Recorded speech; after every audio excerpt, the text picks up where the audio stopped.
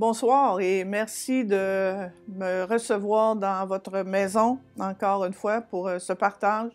C'est vraiment un privilège, même si on vous voit pas, même si je vous vois pas, c'est un privilège de pouvoir partager la parole de Dieu avec vous.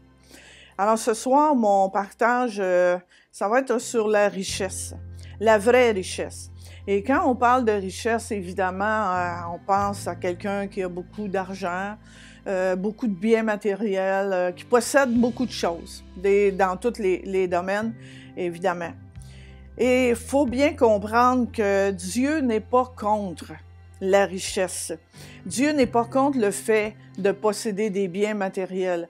La preuve, quand on regarde la parole de Dieu, dans l'Ancien Testament en particulier, quand on voit Abraham, Jacob, Salomon, tous des hommes qui avaient beaucoup de biens matériels, Dieu les avait vraiment bénis. Par contre, Dieu, il est contre le fait d'attacher notre cœur, de mettre notre cœur dans ces richesses-là. Et pour le démontrer, on va lire ensemble dans l'Évangile de Marc, chapitre 10, la parabole qui parle du jeune homme riche. On va commencer au verset 17. Comme Jésus se mettait en chemin, un homme accourut et se jetant à genoux devant lui, « Bon maître, lui demanda-t-il, que dois-je faire pour hériter la vie éternelle? » Jésus lui dit, « Pourquoi m'appelles-tu bon? Il n'y a de bon que Dieu seul. Tu connais les commandements, tu ne commettras point d'adultère, tu ne tueras point, tu ne déroberas point, tu ne diras point de faux témoignages, tu ne feras tort à personne. Honore ton père et ta mère. » Il lui répondit, « Maître, j'ai observé toutes ces choses dès ma jeunesse. » Alors, c'était vraiment quelqu'un de bien, quelqu'un qui avait à cœur d'obéir à ce que Dieu demandait. Mais au verset 21, Jésus, l'ayant regardé, l'aima et lui dit, « Il te manque une chose.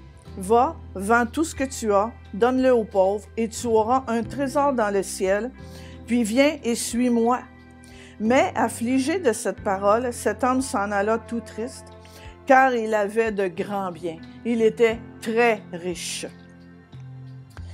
Jésus, regardant autour de lui, dit à ses disciples qu'il sera difficile à ceux qui ont des richesses d'entrer dans le royaume de Dieu. Et quand on lit ça, on se pose la question, mais pourquoi? Mais Jésus répond au verset 24. Les disciples furent étonnés de ce que Jésus parlait ainsi. Et reprenant, il leur dit, « Mes enfants, qu'il est difficile à ceux qui se confient dans les richesses d'entrer dans le royaume de Dieu. » Ce ne sont pas les richesses, mais ce sont ceux qui se confient dans les richesses.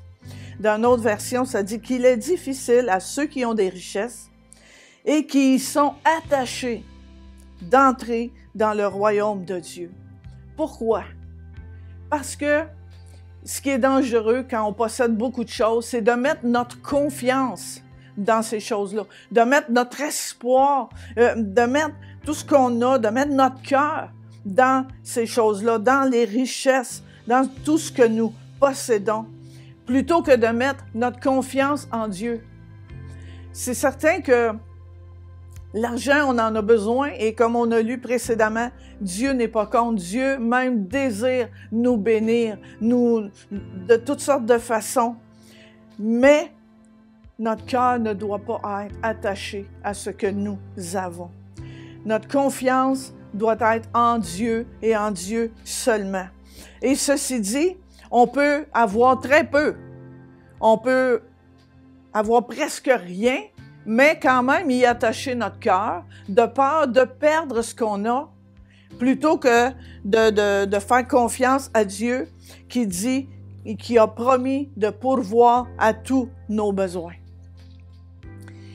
Mais pour montrer que Dieu n'est pas contre les richesses, on va regarder ensemble l'exemple de Job. Et en même temps, je vais partager une pensée, quelque chose que j'ai souvent entendu. Alors Job, dans le livre de Job, au premier chapitre, versets 1 à 3, ça nous dit « Il y avait dans le pays d'Uz un homme qui s'appelait Job. Et cet homme était intègre et droit, il craignait Dieu et se détournait du mal. Il lui naquit 7 fils et 3 filles. Il possédait 7000 brebis, 3000 chameaux, 500 paires de bœufs, 500 ânesses et un très grand nombre de serviteurs. Et cet homme était le plus considérable de tous les fils d'Orient. » Au verset 13 à 20, on ne lira pas parce que c'est long, mais les versets 13 à 20 nous racontent comment Job, en un instant, a tout perdu. Il a perdu ses troupeaux, il a perdu ses serviteurs et il a même perdu ses enfants, ses 7 enfants. Et dans le verset 22, la parole nous dit que dans tous ses malheurs, Job n'a commis aucune faute, il n'a fait aucun reproche à Dieu. Et ça, je trouve ça vraiment remarquable. Parce qu'il aurait très bien pu dire, être en colère contre Dieu, parce que justement, c'était un homme intègre, droit, il aimait Dieu, il se détournait du mal. Mais non, il n'a commis aucune faute, il n'a fait aucun reproche à Dieu. Et plus loin dans le chapitre 2, le verset 7, ça nous dit que Job fut frappé d'un ulcère malin, depuis la plante du pied jusqu'au sommet de la tête.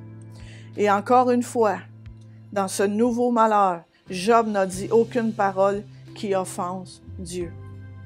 Alors on voit ici, Job a tout perdu dans un instant. Et je fais une parenthèse ici, parce que j'imagine que plusieurs d'entre vous, comme moi, avez souvent entendu l'expression « pauvre comme Job ». Puis quand on ne connaît pas l'histoire, ou qu'on connaît seulement le bout de l'histoire, où est-ce que Job a tout perdu. Mais l'expression vient du fait qu'une courte période de sa vie, Job a tout perdu. Et on en a fait je ne sais pas trop comment dire, une expression on sait ce que ça veut dire quand on dit pauvre comme Job. Mais je suis quand même allée voir comment qu'il le définissait. Et ça veut dire extrêmement pauvre. Cette expression qui fait référence au personnage de Job dans la Bible sert à qualifier quelqu'un de très appauvri, une personne fauchée et misérable manquant cruellement d'argent. Mais, comme je vous dis, c'est extraordinaire que quelqu'un a pris cette expression-là durant la période où Job avait tout perdu. Mais avant, Job était très riche. Et la Bible nous dit, une fois que l'épreuve de Job a été passée, la Bible nous dit, pendant ces dernières années, Job reçut de l'Éternel plus de bénédictions qu'il n'en avait reçu dans les premières. Il posséda 14 000 brebis, 6 000 chameaux, 1000 paires de bœufs et 1000 ânesses. Il eut 7 fils et 3 filles. Alors, à l'avenir, quand vous allez entendre dire « pauvre comme Job », on peut dire « riche comme Job », parce que Job n'était pas pauvre durant toute sa vie. Mais pour en revenir aux richesses, oui, Job a eu beaucoup de richesses, mais on peut voir dans l'histoire de Job que les richesses de ce monde peuvent être éphémères et incertaines. Dans un instant, on peut tout perdre. On peut perdre tous nos biens matériels suite à un incendie. Et on a connu ici Pierre et Lise qui l'ont vécu suite à un incendie. Il y a 2 ans, j'ai une amie qui, en pleine nuit, est sortie avec seulement son pyjama, son manteau, tout perdu dans un incendie, dans un instant. On peut tout perdre suite à une faillite. On peut se faire voler. Ou comme Job, on peut même perdre la santé. Parce que durant cette période, Job était vraiment très malade. On peut perdre un conjoint, on peut perdre un enfant. Alors, tout ce qu'on peut posséder de richesses matérielles, oui, mais même des richesses à côté. Et on doit réaliser aussi que les richesses nous sont d'aucun secours quand nous sommes dans l'épreuve. Ou très peu de secours. C'est certain que peut-être que vous pensez, ouais, mais quand on a de l'argent, on peut, oui, si je suis malade, mais j'ai beaucoup d'argent, je peux aller au privé, je peux. Mais en général, si je perds tout, si même que j'ai beaucoup de richesses, si je traverse une épreuve où est-ce que j'ai perdu quelqu'un de cher, mes richesses ne me serviront de rien. Mais malgré que Job avait beaucoup de richesses, sa plus grande richesse, ce n'était pas tout ce qu'il possédait. Ce n'était pas ses troupeaux, ce n'était pas ses serviteurs, ce n'était pas même ses enfants. La plus grande richesse de Job était sa relation avec Dieu. Ce que Job a traversé était extrêmement difficile, était extrêmement souffrant. Il souffrait beaucoup dans son corps. Et il y aurait beaucoup à dire sur le livre de Job. Job est passé par tous les états d'âme. Par moments, il a été en colère. Et il s'est questionné pourquoi ça m'arrive, qu'est-ce que j'ai fait. Il a questionné Dieu. Il a cru par moments que Dieu l'avait abandonné. Il était à bout de force. Il croyait même qu'il allait mourir. Mais au milieu de sa souffrance, au sein de sa souffrance et de son désespoir, Job s'est attaché à Dieu avec une grande foi, car il était convaincu que l'Éternel finirait par le justifier. Il a même déclaré, « Je sais que mon Rédempteur vit ». Il savait que Dieu était vivant, même si dans cette période-là, il n'entendait pas la voix de Dieu, il ne ressentait pas la présence de Dieu, mais Job avait quand même foi en Dieu.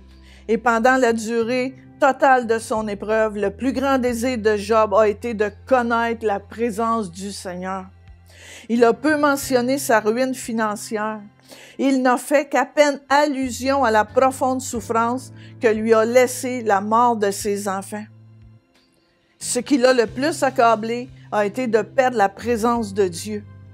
Au sein de sa misère, il désirait ardemment trouver le Seigneur et être de nouveau en communion avec lui.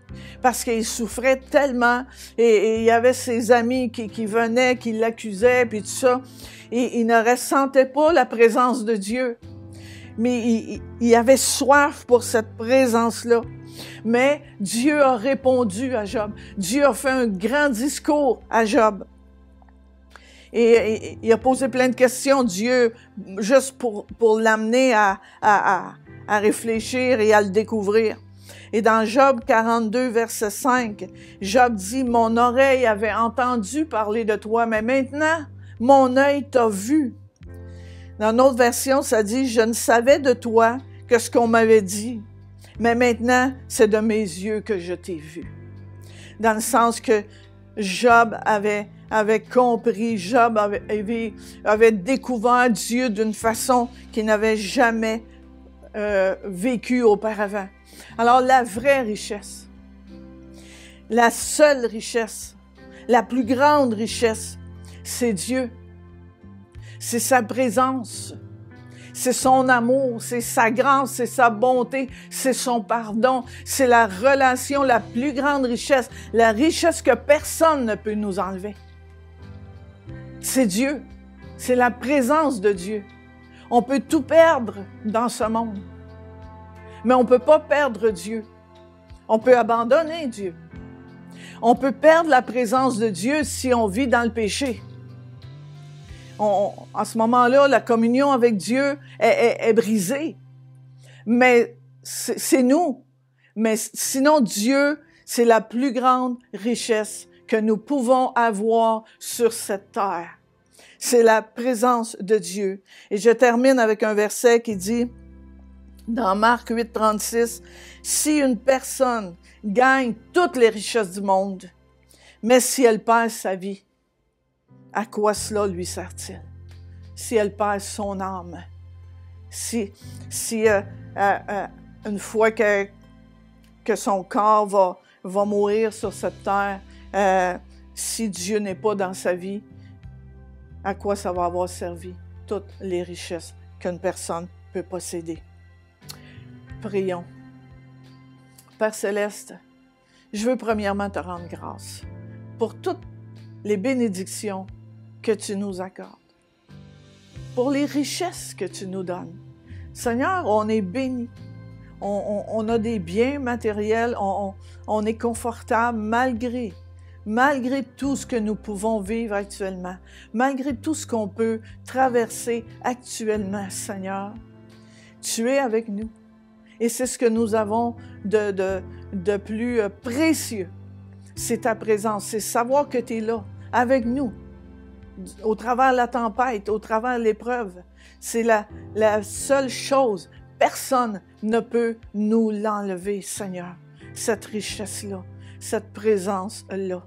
Et je peux dire ce soir, pour toutes les personnes qui écoutent ce message, ce partage, afin, Seigneur, qu'on mette vraiment notre cœur à te chercher, qu'on mette notre cœur à s'attacher à toi, à développer encore davantage notre relation, l'intimité avec toi, Seigneur, parce que toi, tu es toujours là, tu ne nous abandonneras jamais, Seigneur, parce que tu nous l'as promis. Tu as promis, et peut-être qu'il y en a qui disent « Ouais, mais moi, j'ai pas de richesse, j'ai pas beaucoup de choses. » Mais tu as la vie. Tu as la vie, tu as Dieu dans ta vie. Et tu as la promesse de Dieu qui nous dit qu'il va pourvoir à tous nos besoins. Alors merci Seigneur d'être présent dans notre vie. Et reçois toute la gloire Seigneur pour tout ce que tu fais. Au nom de Jésus, Amen et Amen. On va terminer avec un chant. Dieu, j'ai soif de toi. Amen. Dieu, j'ai soif de toi. Je désire être dans ta présence. Je soupire après toi. Père, attire-moi. Père, attire-moi dans la beauté de ta sainteté. Dieu, j'ai soif de toi. Je désire être dans ta présence. Je soupire après toi.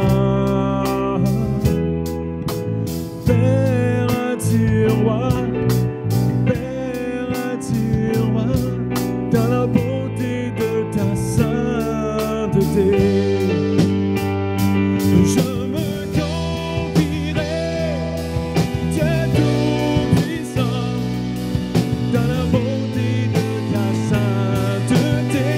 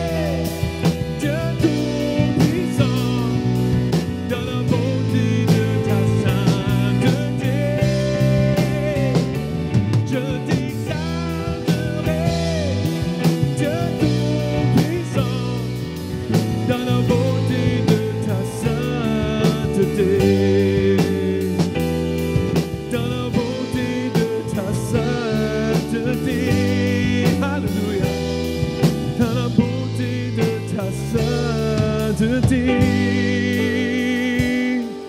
dans la beauté de ta sainteté.